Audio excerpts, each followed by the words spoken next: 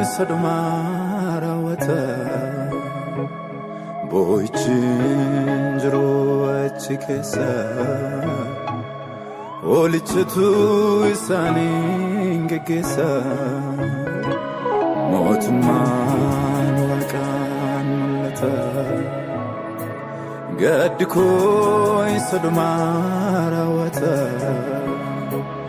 boychin jiru achi keessa olichatu isaanin geggeessa innufa Jesus innufa Jesus innufa Jesus innufa Jesus innufa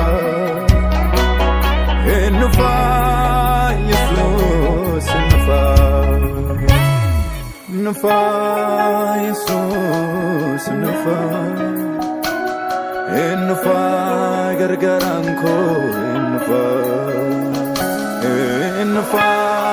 Jesus nufa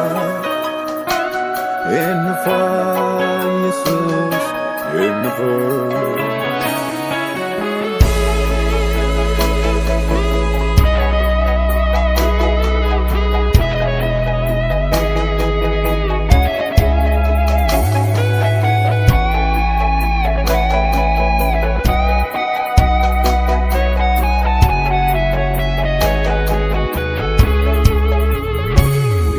Guda Jesus yamumulatu nasun kabame namne yamuwatwatu yagara narratti jigi kanundu walin jedhu bawatti fiki dandin ko nabasa siyongubatti nafemon latalein chidawiti innufa Jesus innufa Jesus innufa Jesus innufa Jesus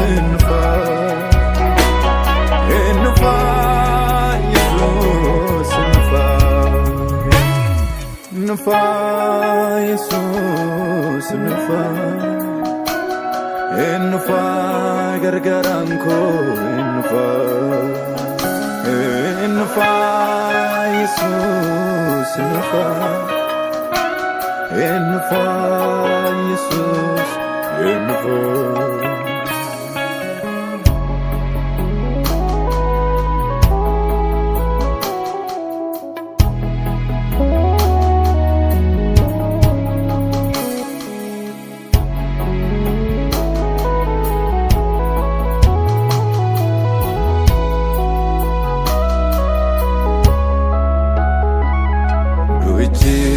Nanyatu dande Jesus tu ergabdinafte waiko tumure fannoti rasa lubun konjrati inni oli ufe ilmanama duati furu Tulakubne ulfina sa